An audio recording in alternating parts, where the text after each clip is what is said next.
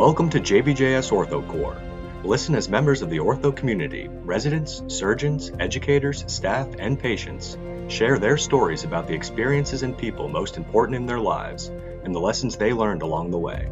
OrthoCorps is an audio archive inspired by StoryCorps and independently organized by the Journal of Bone and Joint Surgery.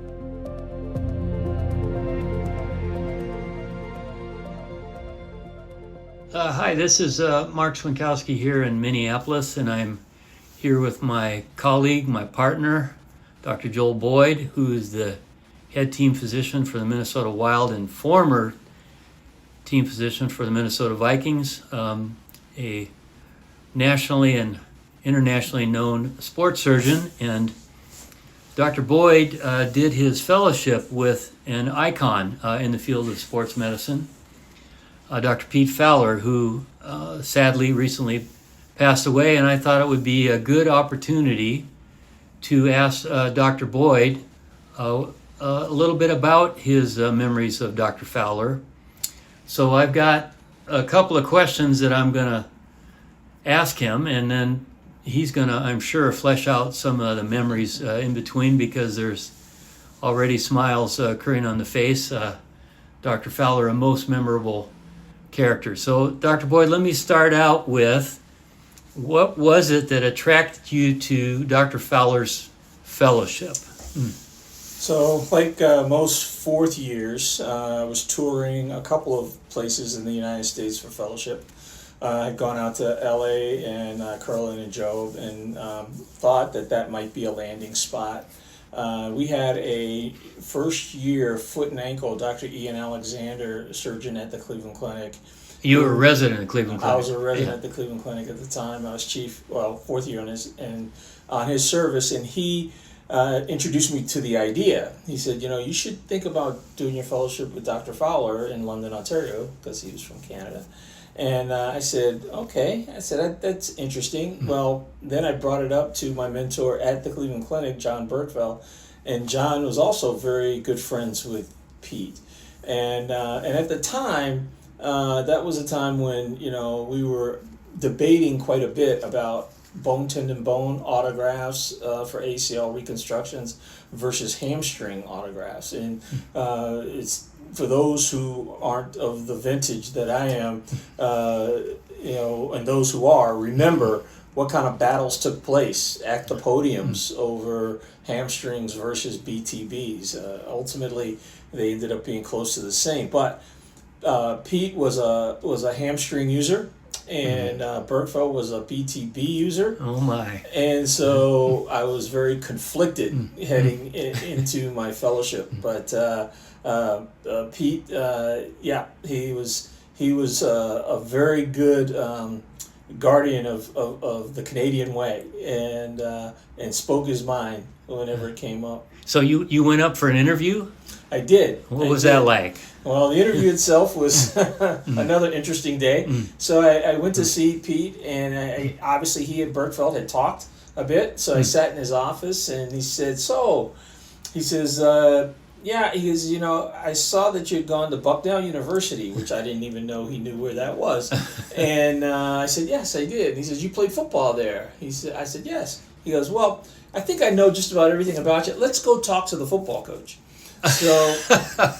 So we trekked over to the athletic facilities, and the coach of the Western Mustangs was there, and we started talking, and he said to me, he says, oh, so Pete tells me you're a running back at Bucknell University. I said, yes, I was. He says, what offense did you run? I said, well, we ran a Delaware wing T. He said, we run a version of that here, but we have one extra guy in Canadian football. And I said, oh. He said, well, then he started with a couple of plays. He drew out some circles and X's, and he says, okay, so how would you run this play? And so I told him how we'd run the play. And then he said, oh, how'd you run this play? And the next thing I know, he breaks out film, and we're watching film, and Pete leaves. He doesn't even stay. He just leaves. And so at the end of the day, he says to me, well, I'd like that, we need a running backs coach this year. He goes, how'd you like to be our running backs coach? I said, well, I'm here to do my fellowship in sports. And he goes, oh, don't worry about Pete. I'll take care of him. So I spent the first 3 or 4 months of my fellowship coaching running backs at the University of Western Ontario, which wasn't all bad. We ended up winning the National Championship of Canada in the Vanier Cup, which was great. Everything was good until Bergfeld called one day, and he was looking for me. And he says, I'd like to speak to Dr. Boyd. And Dr. Fowler's secretary said, there's no Dr. Boyd here. And he said, no, there's a Dr. Boyd there. He's doing his fellowship. She said, no, pretty sure there's no Dr. Boyd here.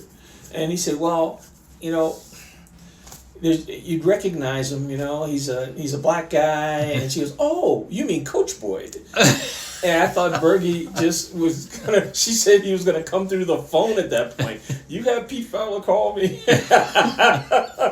So yes, that was my recruiting trip to London, Ontario. Well, ultimately, you successfully completed the fellowship. I did successfully complete the fellowship, and being with Pete. I mean, I think most people would say that, you know, he's no nonsense guy, but a very innovative, thoughtful surgeon and clinician.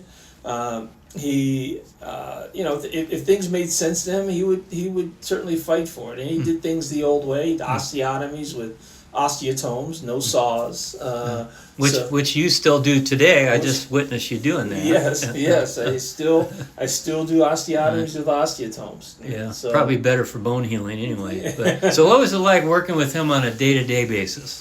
So it was Pete was great. You know, he was a very much down-to-earth person. Now, having said that, Pete intertwined a lot of that with some very colorful language, and he's pretty well known for that. As a matter of fact, when my fellowship partner and I left, we actually started the Fowler Fellows, and we printed out T-shirts that said "No one's Fowler than Pete." So, and that was because Pete would somehow manage to use the F word almost consistently, and it rolled off his tongue so easily that patients didn't even think about it. It just kind of came out. And you know, I'll tell another anecdote. There's a woman whose husband was a physician, and their daughter had an ACL reconstruction done elsewhere, and they had a little complication. It got stiff, so they came to see Pete about her knee stiffness.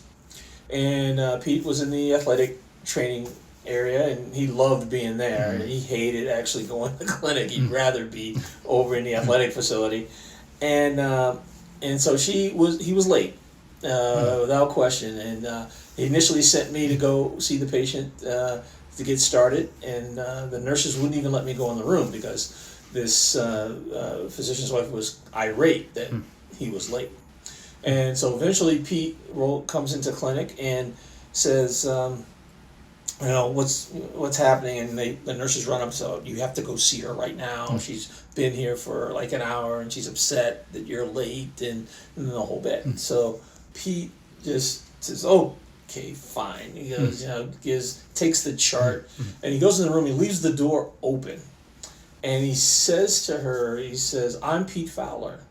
And at that moment, she just went off. She said, "Dr. Fowler, I've been waiting for you for an hour." He said, "Where have you been?" And he's just going on and on and on and on and on and on. And so finally, she takes a breath, and Pete takes the chart and he slams it on the bed, and he says to her, he goes, "Well, what do you think I've been doing?" He goes, "I wasn't shooting fucking pool."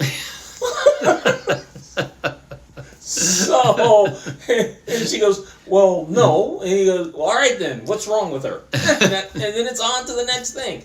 It's amazing. It's like, okay, we can't do that in the States. I don't think that's going to happen. But that's, I mean, it was just that easy for him to just interject some of those colorful language. But he was very smooth that way. Yeah, and in some regards, it was part of his endearing. It endeared him to patients and colleagues, and he was an extraordinary individual. So what would you say are his contributions to the field of sports medicine? Oh man, there are lots as far as I'm concerned. I mean, you know, certainly around the knee, and certainly continuing the legacy of J.C. Kennedy, who was his mentor for he and Rich Hawkins both. Were Pete Fowler and Rich Hawkins were J.C. Kennedy's first fellows.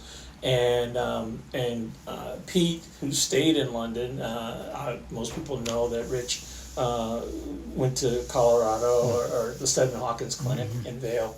And Pete would, he did a lot of his fellows and his research. He did a lot of research.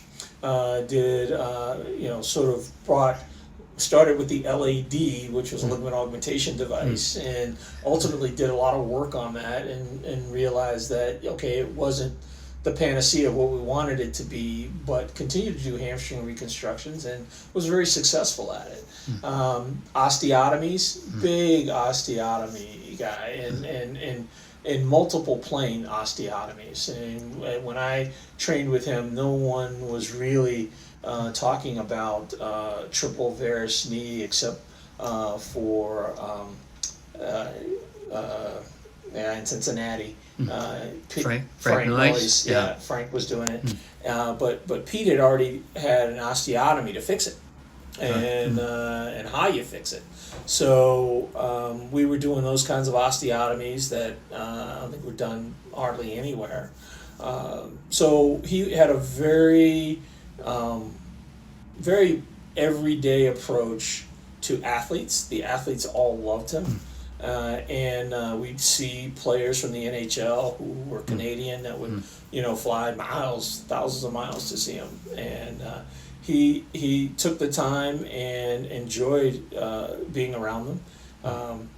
So I would say that he was extremely practical in that way. So his contribution, was about patient care. It was also in the area of knee ligament surgery as well as osteotomies, that kind of thing. He wasn't much about total joints. He called them fake joints. He didn't want to have a fake joint, and he never did. He had an osteotomy, but he refused to get a fake joint. So he would call them fake joints, and so people knew that was not his thing. Wonderful man, and I think his legacy is carried out through his former fellows, people like you. And there were probably several other people who were in academic medicine that did his fellowship. Oh yeah, There were lots. Like you said, Ned Amendola. He did his fellowship, but he was a resident there and came back to be on staff there. Mike Stewart down at Mayo. Yeah. There's a plethora of docs that had a chance to go through. Al Goodgood is kind of overseeing the Fowler Clinic at this point and in charge, and he does a great job. A lot of things he does reminds me of Pete, but he's doing a good job maintaining his legacy. Yeah, that's great. I got one last question for you, Dr. Boyd. How do you think Pete would want to be remembered? I think Pete would want to be. There's probably a couple ways. One would be he was a good fucking surgeon. Yeah. Yeah. And a family guy. That he loved athletics and sports. And I think University of Western Ontario football was just his baby. It was great the year that I was there and we were able to win the national championship. I think that meant a lot to him, and he enjoyed that. So, but yeah, I think those would be three things that how he would like to be remembered. Good surgeon, family man, and a good medical director for a very successful athletic program. Right. Well, that's great. Well, Dr. Boyd, thank you very much for sharing these recollections, and it's my hope that many will listen to these through the years, and perhaps we can get others who knew Pete well to record their oral histories, so they'll be available for people who want to know about him down the road. So thanks very much. I know you got a busy surgery schedule, and thanks for letting me chat with you in between cases. Yeah, no, not a problem. It was enjoyable. Thank you, Marc. Okay.